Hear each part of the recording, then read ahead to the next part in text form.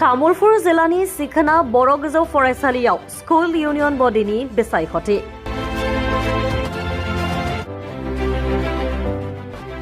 मुलुग सोलोंसालि फरायसालिमा आरो जौसिन गेजेरारि फरायसालियाव नङा, बे खेबाव खुंजादों सिखोना बर' गोजौ फरायसालियाव स्कुल इउनियन बडिनि बिसायख'थि।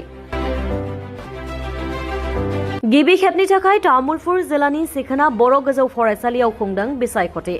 फरायसाफोरनि गोजों इयुन आरो सासे गोख्रों दैदेनगिरि जानायनि थुलुंगाखां होनाय थांखिजों बिसायख'थिनि नेमखान्थिखौ मानिनानै स्कुल इउनियन बडिनि बिसायख'थि खुंनाय जायो।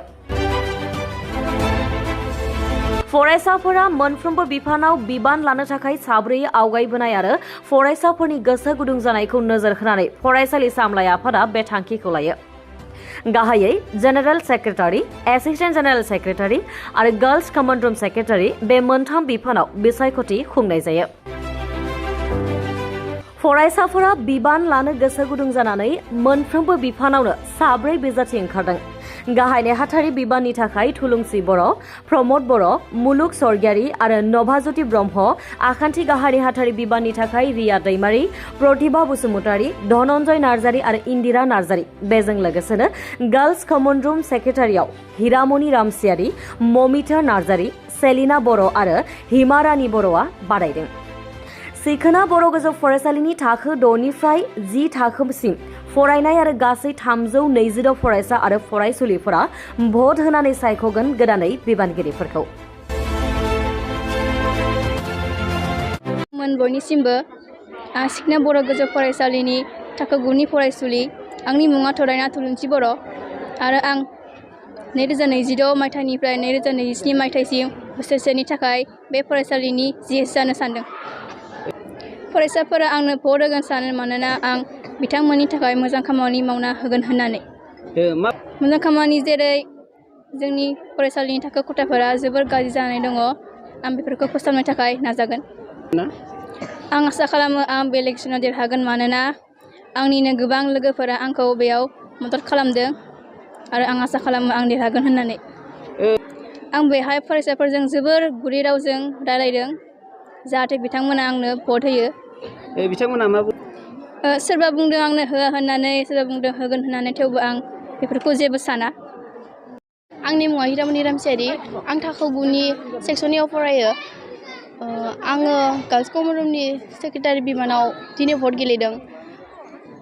आसा खालामो आङो दिनैनि बे भट गेलेनायाव आंनो देरहागोन होननानै। आङो मैया बा दाख्लैफोर इसोरनि थाखो खथायाव रुम हाबनायाव आङो इसोरनि सायाव बुंदोंमोन, आङो जुदि गार्ल्स कमन रुमाव सेक्रेटारि बिबानखौ मोनो अब्ला आङो गार्ल्स कमन रुमनि जा नांगौ बेफोरबायदि आंखालखौ आं सुफुंगोन होननानै, आरो आङो बयस कमन रुमबो होगोन होननानै जिएसनि सिगाङाव बुंनानै होगोन होननानै आङो बिसोरनि सायाव बुंदोंमोन आरोना। बहाबाफोर सावरायदों नामा? लोगो हमनानैलाय सावरायनाय जायाखै, बाट क्लासरुमाव जि बुंनाय बेखिनियानो। फरायसाफोरा सानो देरहायोबा गार्ल्स कमन रुमाव आङो माइरं बेफोरबायदि हासिब बेफोरबायदि मुवाफोर डिस्टार्ब जानानै थानायफोरखौ आङो बेलेग रुमाव दोननो थाखाय आङो जिएसजों रायलायगोन बेखौ सानो आरोना। आरो आङो जागाफोरखौ साफा सुफा लाखिगोन, बेमादों बेफोरबायदि धुला बाला जेबो जानो होआ बेखौ सानो आरोना। मुङा धनन्जय नार्जारी। आङो थाखो 9 नि फरायसा। दिनैनि बे जा नोंथांमोना जोंनि बे इलेक्सन जानायखौ नुनानै जा नोंथांमोना खबर लानो फैदों, बेनिखायनो नोंथांमोनखौ गिबि गिबियावनो साबायखर बावबाय आरो आंनि अननायखौ गिबि गिबियावनो साबायखर बावग्रोनाय थाबाय। बेखिनियानोसै। जोंनि आफानि मुङा हरिराम नार्जारी, आइनि मुङा माया नार्जारी। आङो 9 थाखोआव फरायो। नोंथाङा दा आङो एजिएसआव पस्टआव बादायदों, आङो इलेक्सन गेलेदों आरो आङो बिथांमोनखौ बुजायदों जे नोंथांमोना जाय बे फरायसालिनि खामानिफोरखौ मोजाङै मावफुंनो हायो, जाय आदा आब'मोना बे फरायसालिनि आंखालखौ बा जा जोंनि फरायसालियाव थानाय गोनांथिफोरखौ सुफुंनो हायो, बे आदानो नोंथांमोना भट होदो आरो नोंसोर मोजांखौ नायनानै सायख'दो, मोजां होदो आरो बे स्कुलाव जा बे जारिमिन मोनसे बेयाव नोंसोरो बेलेगफोराव जोङो फरायसाफोरा 18 बैसो जायागौमानि जोङो भटखौ होनो मोना होननानै मोनामोन, नाथाय नोंथां फंबाय बिनानावमोना बे स्कुलाव फरायनानै बे 11 बोसोर 12 बोसोर 13 बोसोरावनो होनो मोनदों। बेयो नोंथांमोननि गोजोनथाव बाथ्रा। नोंथांमोना दा मोजांखौ सायख'नानै होदो। बे फरायसालिया जौगाखाङोबा नोंथांमोननि मुङाबो बे फरायसालियाव रोखा रोखा थालांगोन, जारिमिनाव थालांगोन। बेखौनो आं बुंनानै बिथांमोनखौ आङो गोसो गोरबोजों बिथांमोना आंखौ सापर्ट होगोन होननानै आं सानदों आरो देरहागोन होनना सानदों आङो।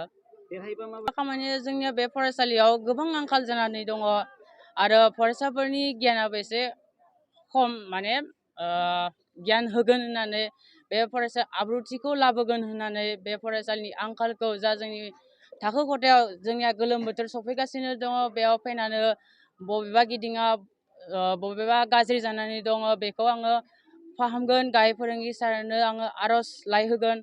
बे फरायसालिखौ आङो मोजां मोनसे सोलोंथाइनि जा थानसालि बानायगोन आङो, बेखौ साननानै आङो बेयाव SGS आव दारायदों आरो बिथां साब्रै GS आव दारायदों।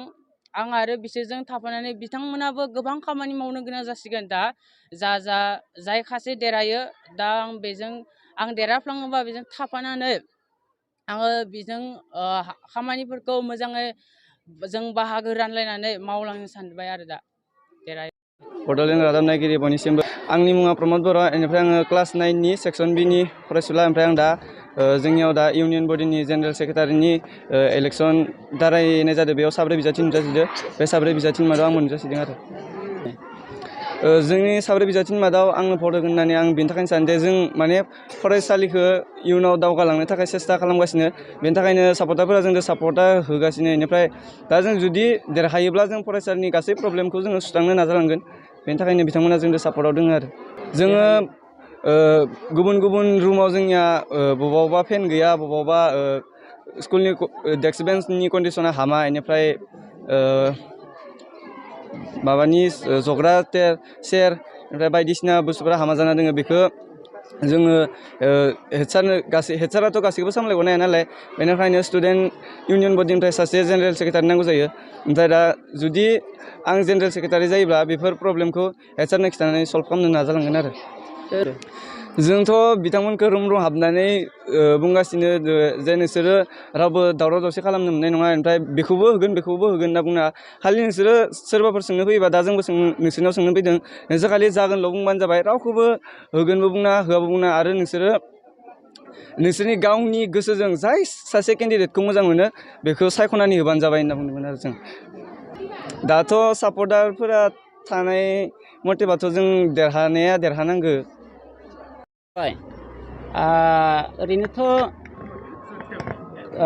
गोजौ फरायसालि हिसाबै जोङो बोसोरफ्रोमबो जोंनि फरायसालिनि गासैबो जिथुनिखि एक्टिभिटियानो जा, गासैबो खामानिफोरानो जा, हाबाफारिफोरानो जा, बेफोरखौ आब्रुथि मावफुंलांनो थाखाय जोंनिया फरायसालियाव मोनसे फरायसा हान्जा थायो, जायखौनोखि बुङो स्टुडेन्ट इउनियन बडि। दा बे स्टुडेन्ट इउनियन बडिनि बायदिसिना नारा नाथा नाजानायनि जुनै फरायसालिफोरा आब्रुथि जालाङो, बा बायदिसिना आंखाल अभिजगफोरखौ दाबि खालामनानै फिलाप खालामनाय खेथ्रआवबो फरायसा हान्जा नांगौ, फरायसा हान्जा माने स्टुडेन्ट इउनियन बडि। दा बेखौ स्टुडेन्ट इउनियन बडि, सिगांनि गोजाम स्टुडेन्ट इउनियन बडिखौ सिफायनानै गोदान इउनियन बडि दानो थाखाय थांनाय मे दाननिनो 22 अक्ट' सुक्रबार सानखालि जोङो मोनसे मिटिं खालामदोंमोन, मोनसे आफाद खुंदोंमोन। दा बेवहाय जोङो स्टुडेन्टफोरनिफ्राय सिलेक्सन हिसाबै जोङो बे गोजाम आफादखौ सिफायनानै गोदान आफाद दानो थाखाय जोङो आफादखौ खुंदोंमोन।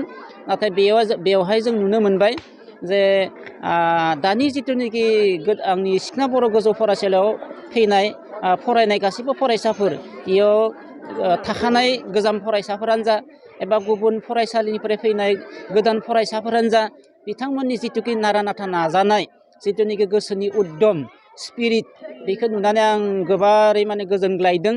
बेवहाय गोदान फरायसाखौबो गोजाम फरायसाफोरखौबो बायदिसिना बिफानाव स्टुडेन्ट इउनियन बडिनि बायदिसिना बिफानाव बिबान होदोंमोन। नाथाय बेवहाय ओरैनोथ' स्टुडेन्ट इउनियन बडियाव जेनेरेल सेक्रेटारि सासे थायो, जेनेरेल सेक्रेटारि महरै सासे होबायमोन आरो बायदिसिना बिफानावनो ओरै साफा होलांजोब्बायमोन। नाथाय इनि उनाव जितियानोखि बिफानखौ दाखांनायनि उनाव मिथिना मोनबाय जे जेनेरेल सेक्रेटारिनि थाखाय गासै साब्रै फरायसाफोरा माने दाबिदार जायो जेनेरेल सेक्रेटारियाव साब्रै आरो एसिस्टेन्ट जेनेरेल सेक्रेटारियावबो गासै साब्रै आरो गार्लस कमान्ड रुमावबो गासै साब्रै स्टुडेन्टफोरा दाबि खालामबाय आंबो जागोन होननानै दा इयुनाव जोङो आरो सोरखौ लाखिनो बेबायदि माने एसे उसुबिदा जानानै लास्ट समायाव जोङो इलेक्सन प्रसेसखौनो खालामना होनाय जाबाय आरो दा इलेक्सन खालामना होनायाव गासै 12 फरायसाफोरा केन्डिडेट महरै नुजादों जेनेरेल सेक्रेटारियाव साब्रै एसिस्टेन्ट जेनेरेल सेक्रेटारियाव साब्रै आरो गार्लस कमान्ड रुमाव साब्रै दा बिथांमोननि जिथुनिखि गोसो गुदुंखौ नुनानै जों जोबोरै आं गावनो आरो जेनेबा बे फरायसालिनि गाहाय फोरोंगुरु हिसाबै आं सब सेटिसफाइड आरो जेनेबा दा दिनै इलेक्सनखौ लाबाय दङ दा बे इलेक्सनखौ लानायाव सोर साथामा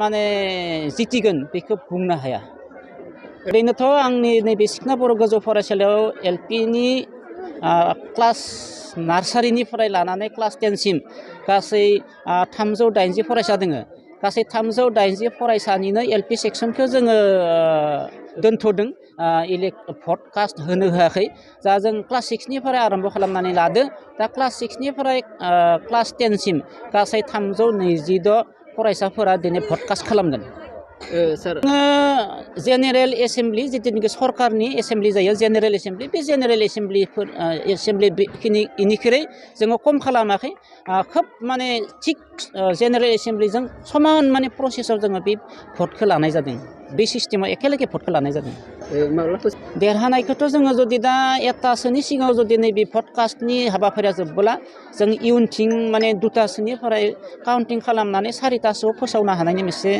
सिन्था सरसा खालामदो नाथाय थाबनो भट कास्ट खालामनाय हाबाफारिया थाबनो जोबबायखौ नायथ'नि जों